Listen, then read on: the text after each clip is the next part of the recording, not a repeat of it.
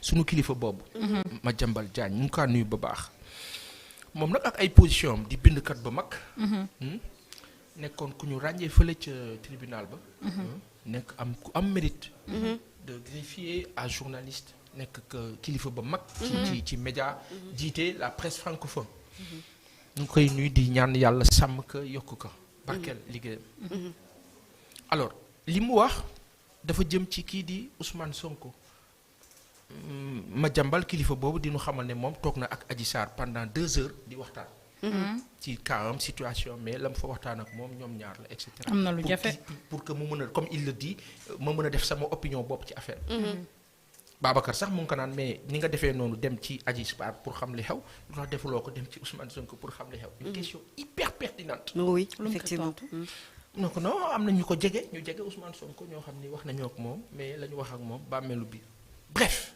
dama bëgg wax benn affaire. démb tudd nañ fii la presse sénégalaise ñu gis ne dafa régressé de la 49e à la 73e place.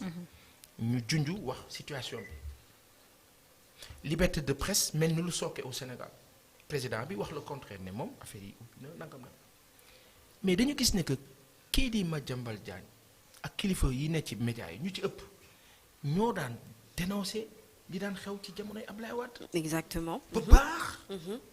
tey ñoom ñoo ñëw ànd ak président Macky Sall. ay relations la ce sont des amis des accointances yu yàgg. ñii ñoo jàngandoo ñii ñoo bokk nangam ñenn ñi naan xaalis man peut-être du ma ne xaalis mais en tout cas ay relations yu poussé ngeen faral président Macky Sall. Dès lors que vous êtes avec le président Macky Sall on ne le reproche à personne ku ne tu es libre. mais conflit d'intérêt bi taxaw mooy waral yenn position yi. il est inadmissible bàyyi Madiambal. ña bàyyi bopp bi ña kilifa bopp bi ña mag a bopp ña nijaay bopp ña tonton xulilaaw jekkul au Sénégal parce que simplement on est contre une personne ñuy influencer la nomenclature de réflexion des masses naan leen kii nii loolu ala tam kii daal kañoo tooñ la loolu la rek. Quand vous insinuez que M. Sonko serait, soi-disant, avec cette rébellion, loolu rafetul quelle que soit adversité bi mënuñu egg fenn fi quand M. Diagne nous fait comprendre que M. Sonko n'a jamais réagi ci li xew Casamance par rapport à la rébellion nangam. Babacar lui fait comprendre que Abdoulaye Baldé ak ñoom Robert Sagna ngi ca des mu ne non Robert Sagna waxoon na ci en 93 Babacar lui fait comprendre qu'il était ministre ba mu cee wax. il était ministre. Monsieur Sonko est un leader politique.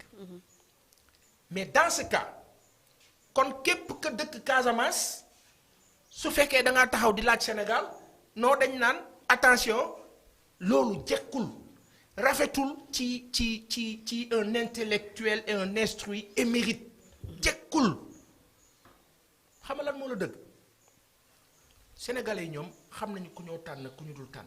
yàlla it nag décidé na bind na xam na kan moo la remplacer président Macky Sall incha allah te nag daanu ko remplacer ah. président daanu la remplacer yàlla dimbali la nga dem ci yeneen sphère ci yeneen mbir yu gën a neex encore yoo xam ni voilà parce que c'est comme ça à la vie. La vie n'est pas faite de voilà vous ne pouvez pas être président à vie. yàlla mooy def loolu. donc dire que ñi ànd ak président Macky Sall il faut savoir raison garder benn instant caalit ab gor ak jullit du saalit. daal di jàpp ne tey ñu dee daal ne way yaay yooyu kii la ñëw nii mu nga nangam la jekku te tegul si dëgg.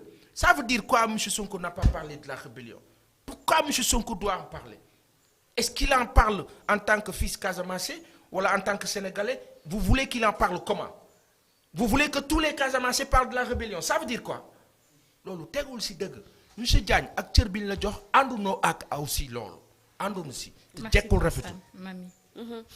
Alors sur cette affaire-là moi ce que je voudrais dire c'est que moi j'aurais pris en considération son avis su fekkente ne dans toutes les actualités ñu ngi leen di dégg ñuy génn di prononcer wu di joxe seen ay points de vue xam nga parfois booy xool yenn yi doo xam lan lay nuru dafay xaw a nduru un peu je dirais pas de l'acharnement mais Acharnement. vraiment daf koy xaw a nduru un peu.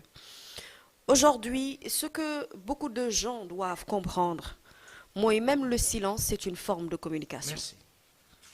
Ci situation fait bu ñëw nga ne ci teg bañ ci réagir forme de communication la après ku ci nekk nag da mën na dem ak interprétation boppam est-ce que gis-gis bi wute et puis li nga xamante ne moom moo xew dans le sud du pays muy la Casamance c'est un problème tellement sensible que nit bu ci waree wax sax à la limite war na peser bu baax le pour et le contre parce que sensibilité bi nekk ci sujet bi moo tax et puis c'est un problème boo xam ne ça date depuis des années mu ngi fi Voilà. et ba léegi le problème n'a pas encore été résolu pourquoi alors la résolution de ce problème devrait venir d'Ousmane Sonko c'est un ange wala moom bokk il a le pouvoir aujourd'hui de pouvoir avoir une clé magique boo xam ne bu dooree nii rek léppay àndandoo leer xam nga problème mu Casamance sax moo doonul problème boo xamante ne dañu ko war a particulariser ci dit C'est ça. c'est le problème d'un État d'une nation de tout un peuple pour que li nga xamante ne moom moo fa am mu doon histoire boo xamante ne dañuy tourner page bi et kenn bañ ci dellu si waat C'est ça. alors Madiambal c'est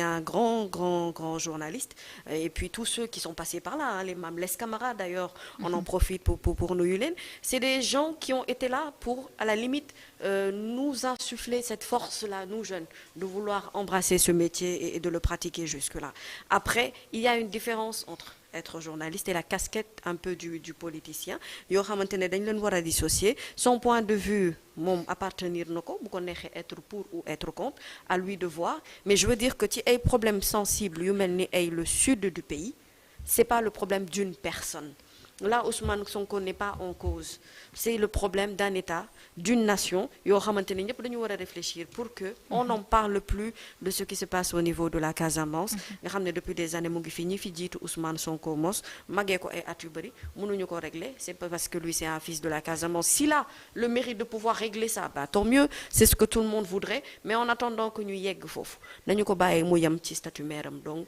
liggéey ko xam ak xool naka lay mën a def lu doxalee ci li nga xam ne moom lañ ko dénk